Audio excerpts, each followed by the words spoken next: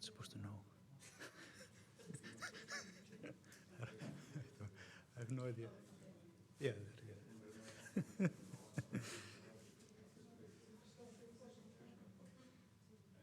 Jæja,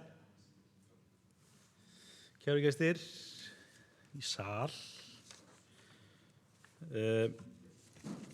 og netheimum. Það verið að streyma þessu hérna á YouTube síðu stofnunarinnar. Ég heiti Hlynur Bárðarsson og málstofustjóri ásamt Hrönn Egilsdóttur. Við erum núna eftir ansi langt hlé, lengra hlé en við vildum, að reyna að koma málstofunni aftur á stað. Það voru flutningar og COVID og annað sem við leyfðum að trufla okkur of mikið. Þetta svona svolítið eins og gömul dísilvél, það þarf að koma inn að hægt af stað. Við erum komin með nokkra fyrirlesara en erum að leita fleirum, þannig að ef að þið vitið eða langar að halda fyrirlestur, endilega hafið samband við okkur. Ef að þið viljið benda okkur til að halda fyrirlestur, hafið samband líka við okkur. En í dag það okkur svo ánægja að kynna Stefanie Semper, sem hefur haft starfsafstöðu hérna á Hafrannsóknastofnun frá því í vor. Stefanie talar ekki íslensku, þannig ég ætla að skipta yfir í ensku. Stefanie Semper is a physical oceanographer who obtained her PhD at the University of Bergen in 2020. Her 3-month research stay at the institute is a part of a postdoctoral fellowship funded by the EU Marie Sklodowska-Curie actions. Stefanie's research focuses on water mass transformation through the interaction between the ocean, sea ice, and atmosphere, as well as on the pathways of dense water toward the overflows across the Greenland-Scotland ridge. In particular, she studies the ocean currents on the shelf and slope north of Iceland from observations. Her talk has the title The North Icelandic Irminger Current, Evolution and Transformation along the North Icelandic Shelf. Stefanie, the floor is yours. Thank you so much for the introduction, and welcome everyone who is here today, and welcome everyone who is listening and watching. Okay, so first of all, I would really like to thank Havro and in particular Gudmundur and Solveig and Andreas for hosting me here for these past months. It has really been nice to be here with you and collaborate with you. And yeah, the title of my talk today is work that is currently under review. And the title is The North Icelandic Irmingar Current, Evolution and Transformation Along the North Iceland Shelf. And I also want to thank my co-authors, Kjetil Våge, Bob Pickard, Steingrimur Jonsson, and Hedin Valdimarsson. So we'll start by looking at the bigger picture and the general ocean circulation. So Iceland is really located at the Gulf Stream's fingertips. So we have warm and saline water that is brought northward. And then we have cold and dense water at depth that returns south back to the equator. And that is all part of this global overturning circulation. And Iceland is really located near one of these few regions that we have in the global oceans where this conversion takes place from the warm saline waters at the surface to the cold, dense waters at depth. So this is really special. And if we zoom into this region, so here are the Nordic Seas, which are comprised of the Norwegian Sea, the Greenland Sea, and the Iceland Sea. We can see how this warm saline water enters this region. And this is really what makes the climate here in northwestern Europe so comfortable. So there are several branches of this warm and saline water that enters the Nordic Seas. And one of them is the North Icelandic Irmingar Current that I will talk most about today, which branches off the Irmingar Current here in the south of Denmark Strait. But other branches of this warm water enter also east of Iceland, and they cool gradually while they progress northward around the Nordic Seas, and then they densify, and this dense water sinks down because it's heavier and is returned to the south here, for example, by the East Greenland Current, which flows along the east coast of Greenland. Some dense water is also formed in the interior basins of the Greenland Sea and the Iceland Seas, and is then transported out by the North Icelandic Jet, which is a deep current along the slope north of Iceland. And last year, we also discovered another current, which we called the Iceland Ferroslope Jet, which is also found along the slope and which transports similar dense water towards the Faroe Islands. So these exchanges, the warm water in and the cold water out, are really constrained by the Greenland-Scotland Ridge, this underwater ridge that extends from Greenland to Iceland, the Faroe Islands, and then Scotland. And these, we have these inflow branches again that we've just seen in the other sketch, and here's a schematic that shows how the warm surface water then lose their heat to the atmosphere, which makes the water colder. It sinks down in the water column, and then this dense water moves back southward, and actually it overflows this Greenland-Scotland Ridge in something that you can also call like an underwater waterfall. So there's really the steep slope, and the cold water rushes down. And we know that Iceland has a lot of waterfalls, but actually you have also Earth's largest waterfall, which is underwater, because this is the waterfall here in Denmark Strait, where a lot of this cold, dense water returns to the south. So today, again, I want to focus on the inflow and the North Icelandic Irmingar current. And as you see, this is really the smallest arrow here. So it has the least transport, or transports least water compared to these other two branches here to the east of Islands, near the Faroe Islands. However, we all know that it is very important for the local climate and also the ecosystem. And also, I want to try to address to see what is the role of the North Icelandic Irmingar current in this bigger context, like how important is it for the overturning loop. But of course, I'm not the first one who studies the North Icelandic Irmingar current, so we can go back all the way to the 1960s to Stefansson's book, I would call it, that has a chapter on the North Icelandic Irmingar current.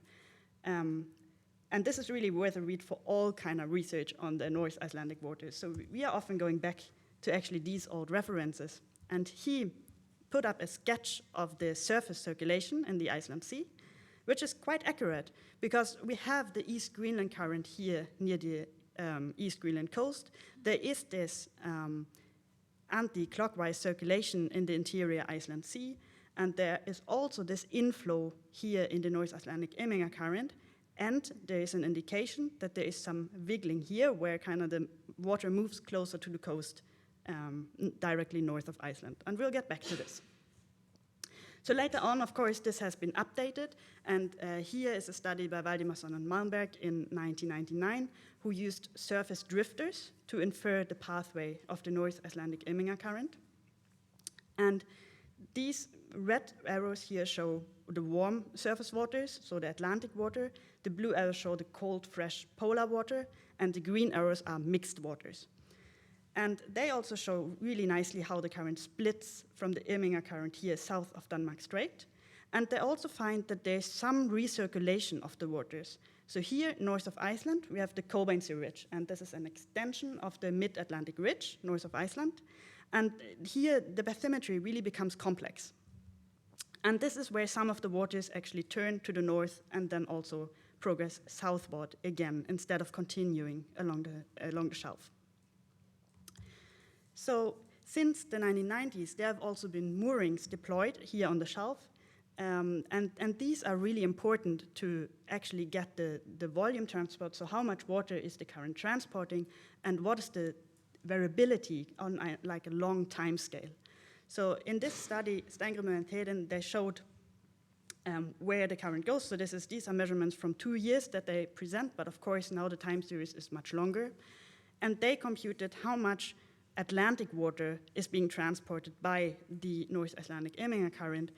So they used the hydrographic stations here at Látraberg 6 and Køge 6, because this has the Atlantic water and this is the polar water that's transported in the East Greenland current. And from these two stations, they can then compute how much of Atlantic water is there, because here actually the current already is a bit of a mixture in terms of water. So these long time series are really valuable. And there's also long time series based on these quarterly hydrographic surveys. So last year, a study was published by Maria Casanova-Masruan. She was a student with Lola, who maybe some of you remember. And Maria spent also a couple of months at Havro to work on this project. So she mapped the variability of the North Icelandic Irminga current from a seasonal and also on an interannual timescale using these data from these quarterly hydrographic surveys. So here, for example, you can see how during summer, the North Icelandic Irminga currents or the warm water extends much farther to the east while it's colder in winter. And she also used then these long time series to compute trends and found that since the early 1990s, the North Icelandic Irminga current has become both warmer, more saline, and it's also transporting more water. So this just shows how important these quarterly hydrographic surveys are and that you really need all this data to then learn about the system. And in particular, this is useful if we combine this kind of data set with some other data. So we had a cruise in September 2011 where we not only measured hydrography, so temperature and salinity, but also direct velocities.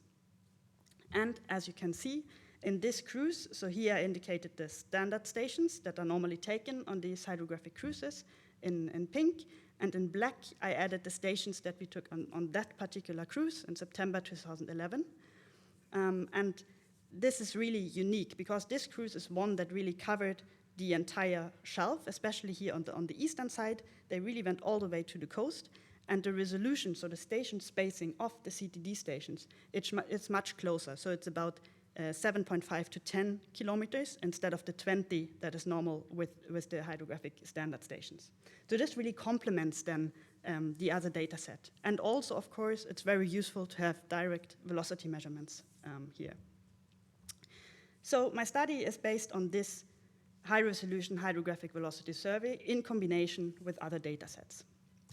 And the question that I want to address are, first, what are the pathway and the transport of the North Icelandic Irminga current? How do its hydrographic properties evolve along the shelf? So how do temperature and salinity vary from the inflow at Denmark Strait all the way to east of Iceland? And then finally, I also want to address the potential for dense water formation on the shelf. So this is interesting because we want to know whether there is a direct link between this inflowing North Icelandic Irminga current and the outflowing North Icelandic Jet, for example. So there have been model studies that have suggested that there is such a direct link, and we now want to look in the observations, do they really show such a link, and can we have this type of, can we reach this dense water that's necessary for the overflow current then? Okay, so we start with the pathway and the transport. And first of all, I'd like to show you a map from surface drifters. So basically, we are updating what Valdimarsson and Malmberg did in the late 1990s. By now, of course, we have much more data. And the background colors show you now the speed inferred from these surface drifters. So the more bluish the color, the stronger the velocity. And here we can see that the velocities are strongest near the shelf break or the shelf edge, so where the shallow shelf goes over into this continental slope and kind of the deeper ocean. So directly at this edge, we have the strongest velocities. And in general, the current follows this shelf break, but it also makes this excursion here to the south. And this is here where the bathymetry becomes complex, near the Cobain Sea Ridge. And this reminds us of this map very back to the 60s from Stefansson, who already noticed that, oh, there can be excursions to the south of this current. So nothing new, but this really shows it clearly. There is also a recirculation here to the north, so there is some bluish colors that show that also before the Cobain Sea Ridge, some of the water actually is diverted off the shelf and moves to the north and then can also be transported back to Denmark Strait. So now I'm going to add the measurements from this one high-resolution cruise that we have. And now this is the transport in the upper 100 meters to just compare how did it look in 2011 compared to this climatological picture that we have in the background. And we see that it fits actually very well. So all the yellow parts, Those are what we know is the North Icelandic Irminga current, and we can really see that it follows the bluish colors below. We have this excursion to the south here at Kolbeinsey Ridge, but there's also a portion that is farther offshore, that's eastward transport. And then also we see it follows again the shelf break farther east. Except for this section at Langanes northeast, where especially in that year there was an excursion of the Atlantic water off the shelf, and Andreas has written, he had observed this in moorings and also published a paper about this, so this is really a known excursion of this Atlantic water, but else this really fits with the climatological picture. Okay, and from this we then can sum this up, the transport over depth, and then we have a volume transport, so we can recompute how much transport there is in the current. So this looks like this, and here we have the transport from section to section, and now we go a little bit back and forth. So for example, we really see a drop between the first two sections. So this is from Lautraberg to Hornbanki, and if we see here, so this is from this transport here between there and there, we lose about 50% of the transport. And this is because there is a recirculation here. This has also been shown by other studies and by model simulations as well. Some of the water leaves the shelf here and goes directly back south to Denmark Strait. Then we see that there is this increase at the Kolbeinsey Ridge, but this is also because we have this freshwater current, the East Icelandic current there, so things are a bit unclear here. But in general, the transport then decreases towards northeast Iceland until we have this last section, which we called C, because it's not one of the standard sections, but it crosses Krossanes down here. Here we actually see some inflow of the subtropical waters again from the south. So this is why there the transport increases a little bit. But in general, the tendency is really we have decreasing transport toward the east and then reductions in transport between the sections due to recirculations where some water leaves the shelf. We can also compare these estimates then to previous estimates. So at Hortenbanki, we have a transport of about 1.6 Sverdrup, and you don't really need to know how much this is, but we can just compare this to 0.9 Sverdrup, which is the most recent estimate that we have from the mooring data, the long time data set. Then, of course, so we are a little bit on the high side here, but it's really just, actually we are using a different technique. So this is one single cruise, but it has high resolution, so we are quite confident we really cover the entire current. While with the mooring, of course, is the long time average, but you only have it at certain locations where these moorings are placed. So it's at least consistent with what has been measured previously. Okay, so then we know how the transport looks like. Now we also want to know what happens to the properties. So how do temperature and salinity change on this way from west to east? So to do this, I've used all the different stations. So now I'm using the historical hydrographic data set, which means all stations that you guys have ever taken here on the shelf. And I've plotted this in what we call a TES diagram. I'm not sure everyone is familiar with this. So we have salinity on the x-axis and temperature on the y-axis. And basically it shows that whatever is in the upper right corner is very warm and saline water. Whatever is in the lower left is cold and fresh. And then I plotted these profiles. So there's one dot for every single measurement profile. So these are all from the core of the North Icelandic Irminga current. And I've colored them according to distance from Lautraberg. So we are kind of moving from west to east. And whatever is red is really close to Denmark Strait. And then the stations that are closest to Krossanes, east of Iceland, are purple. And what we see is that we start out near Denmark Strait with, of course, the warmest and most saline waters. And then it gradually cools and freshens all the way to the easternmost stations where the water is then coolest and freshest. And these are now the data for summer, and we can do the same thing for the winter data. So they were gray in this plot, and now here they are colored, and we see exactly the same development, that near Denmark Strait we have the warmest and saltiest water, even though it's a little bit colder than during summer. But still we have this evolution from west to east, that the water becomes fresher and cooler.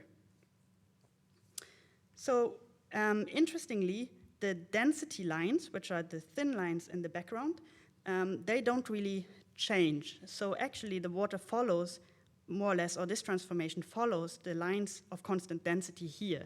And this means, or this indicates, that it is mixing with offshore waters that are cooler and fresher that causes this transformation.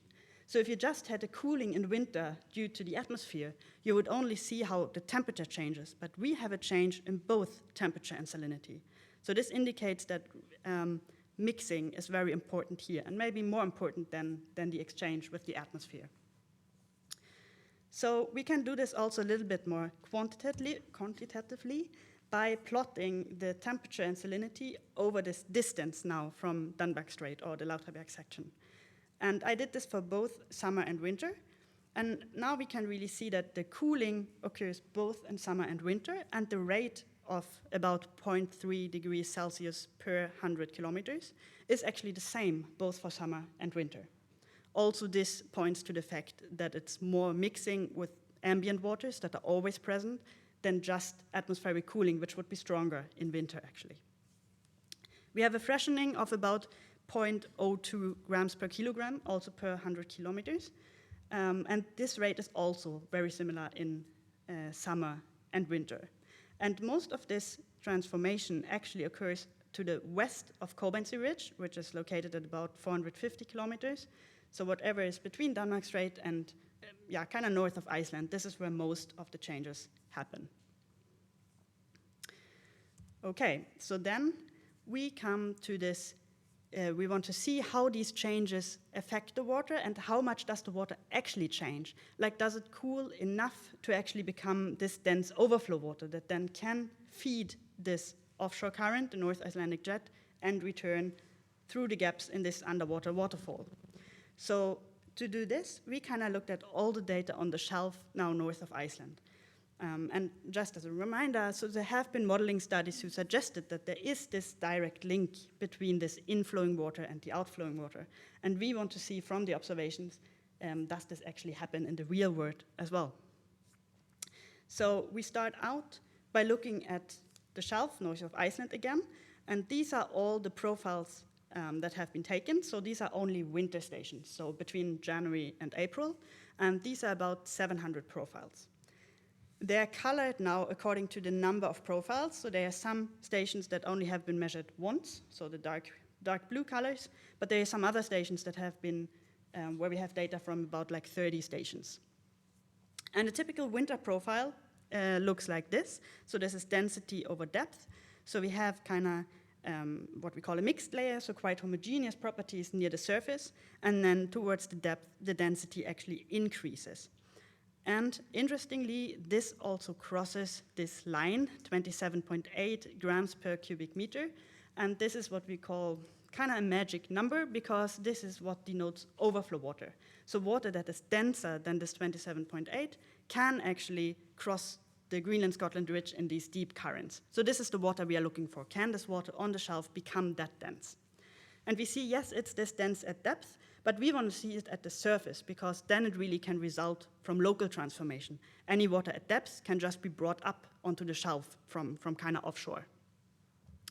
Okay, so when we look at the data set, how many of these profiles actually have mixed layers, so layers at the surface that are denser than this 27.8?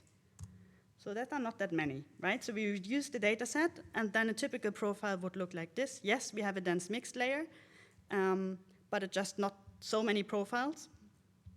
And it also doesn't really extend all the way to the bottom. So what we are also interested in is to see how homogeneous are these profiles all the way down to the seafloor. Because this is when we have local overturning, we really can say, okay, this is how dense water is formed. It reaches the bottom of the shelf, and then it kind of can flow out and feed potentially like these offshore currents. But if we look for profiles that are both dense at the surface and homogeneous to the bottom, we end up with very, very few.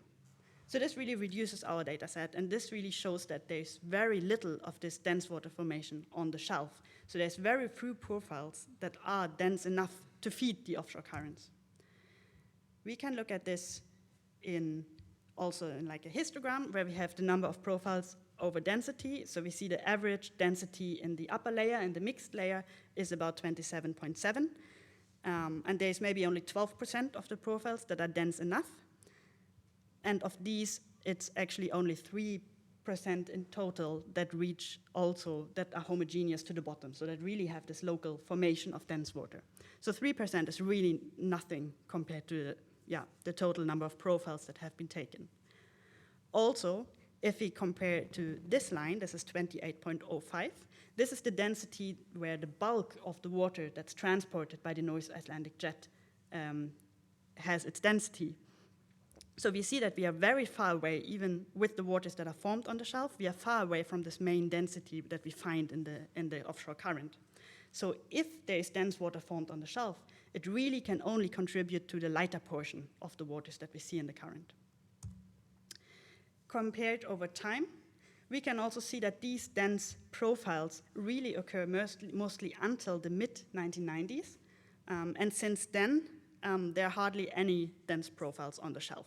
So there's also really been a shift that previously it was maybe more common that these dense waters were formed on the shelf, but lately, where we also know the influence of this warm and saline Atlantic water has increased, we see there's hardly anymore any dense water formation. So this really shows that, okay, maybe you can't always trust the model, but should always also look into the data, what do they tell us? And even though the North Atlantic Irminger current doesn't really feed this offshore current directly, there could still be a link, like dynamically, because the other current just appears northeast of Iceland, and we still really haven't understood why.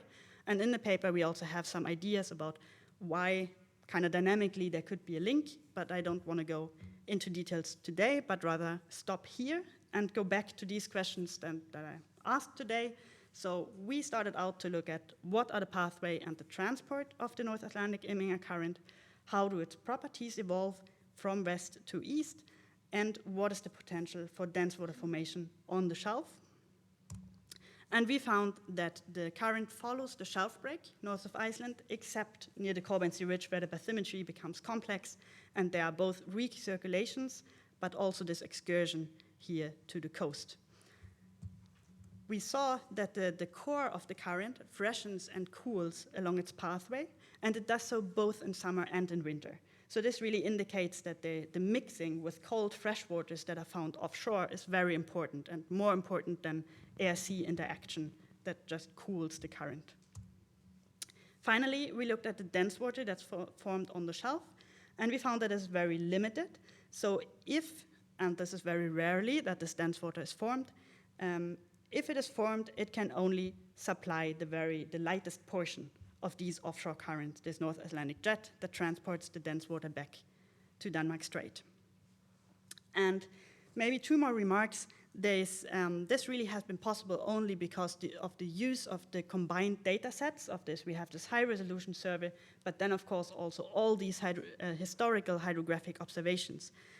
So this is very useful, and I think this is really where collaboration becomes important, that we can make use of all this to kind of do the best science. And finally, I think it's really important also that, I mean, this is a really physical study, but I think this really sets the context also for the biology and the ecosystem studies that go on. And I think we can really learn a lot from each other, and this is important for the bigger picture. Okay, so thank you so much. Here's the reference for the paper. Also, there's my contact address. So today is really my last day here. So again, I want to thank everyone. And if there are questions that we can't answer now, feel free to send me an email, and I'm happy to discuss. So thank you. Tack fyrir mig. And we can take any questions. We have time for questions. Thank you, Stefanie. Very nice.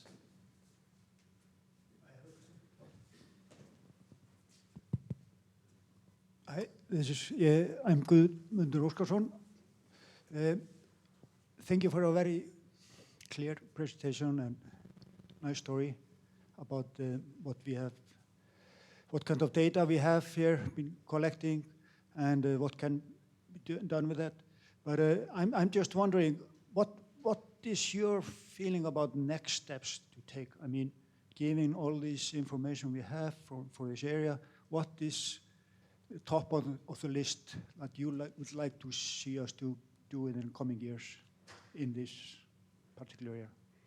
Okay, so what I want to understand next are really the dynamics. So why what is the dynamic link between this inflowing water and the outflowing water? Because that's really something we haven't understood. This dense water current just appears northeast of Iceland, and we don't know why. And of course, we also need modeling and kind of more theoretical calculations.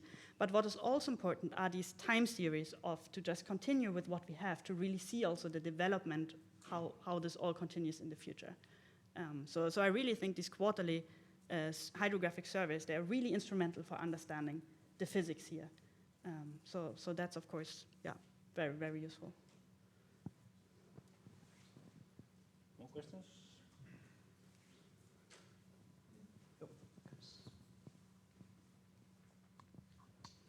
Hi, Christoph Pampuri. I have actually one question and then more of a comment if I can. The first one is that you were talking about the fact that this deep water formation was about 3% roughly in the Icelandic shelf. And my question was, do you actually think that the long-term series and the study you have been doing is enough to have a proper estimate of this, or should we improve the sampling protocol so that we have a better estimates? Basically, do you have enough station? Do you have enough long-term series for this to estimate this? Is my question. The first one. The second one will be. I'm really impressed by the work. It's very informative. Thank you very much for showing that to us.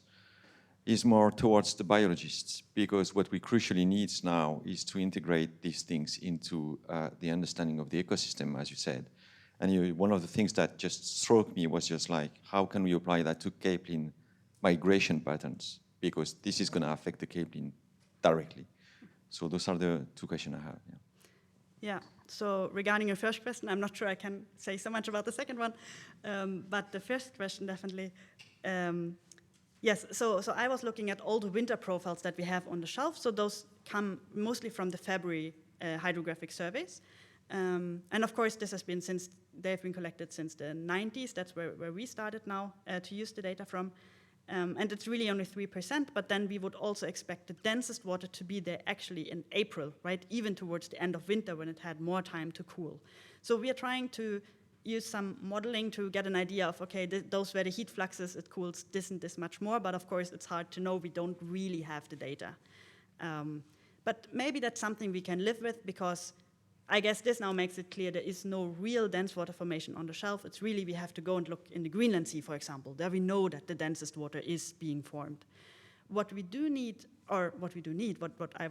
I wish we had, I guess, is a better resolution station-wise as well, that we have stations that are closer together and you can actually resolve these narrow currents. I mean, the North Icelandic Jet, this narrow offshore current has really gone unnoticed for about 50 years, because first we didn't have direct velocity measurements, but also because the spacing is so wide, right? And I mean, this is really also why this was useful here to have this other high-resolution cruise together with the historical data to actually really show, okay, these are the borders of the current, and with those stations we can actually catch it, or, we can see it. Yeah.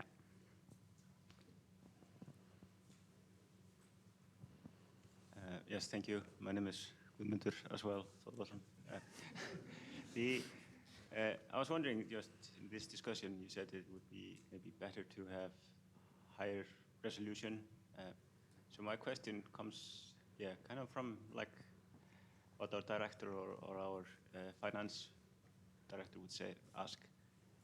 Would you rather have 2 surveys with high resolutions, or the 4 we have now with a coarse resolution? I think it's not my call to make this decision, really, absolutely not. I'm so grateful I'm able to use all these data, so it's not up to me to make any changes. But just from a physical side, I mean, I've mostly focused on summer and winter, because this is really where we see the strongest changes in the physical properties, right? So of course, I know the biologists care a lot about the spring bloom, and you need the spring survey as well. For me, looking at temperature and salinity, that's not so important. So, but I guess that's then always a compromise, of course, like what can you afford, and all the groups want to be happy. So I don't think I'm the one to give any clear recommendations here.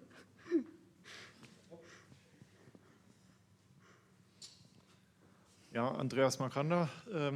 Thank you very much for this really interesting talk. Also, one thing what I thought about is with this high-resolution survey, I guess this was ADCP data collected underway. Yeah, both on station and underway. Both yes. lowered and underway. So yeah, this makes a good point for having the new vessel with a vessel-mounted ADCP.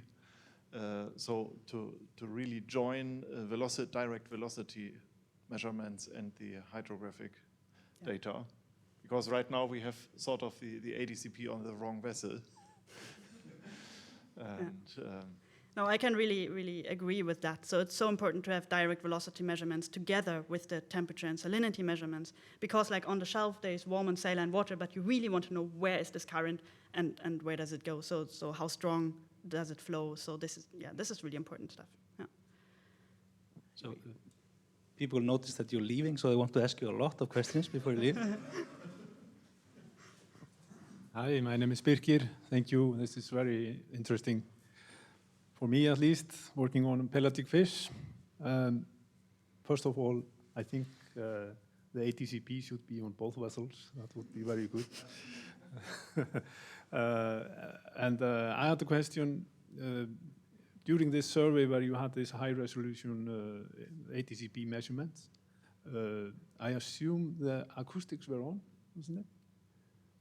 And if so, then I think regarding the second question from Chris, I think that would be a good first point to link these data with the biology, would be to scrutinize the acoustic data and link that to the high-resolution ATCP data to see, for an instance, the distribution of pelagic fish compared to the ATCP results. I think that I have seen such data from earlier times in the Denmark Strait with capelin and ATCP measurements, and it can be very interesting to see exactly where the schools are compared to such a high-resolution measurements of the currents. They seem to be, it can be quite informative, and I think that could be a good first step.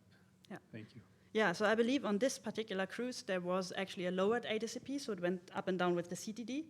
But still, I mean, acoustics then must have been on the ship itself, so you still would have station data.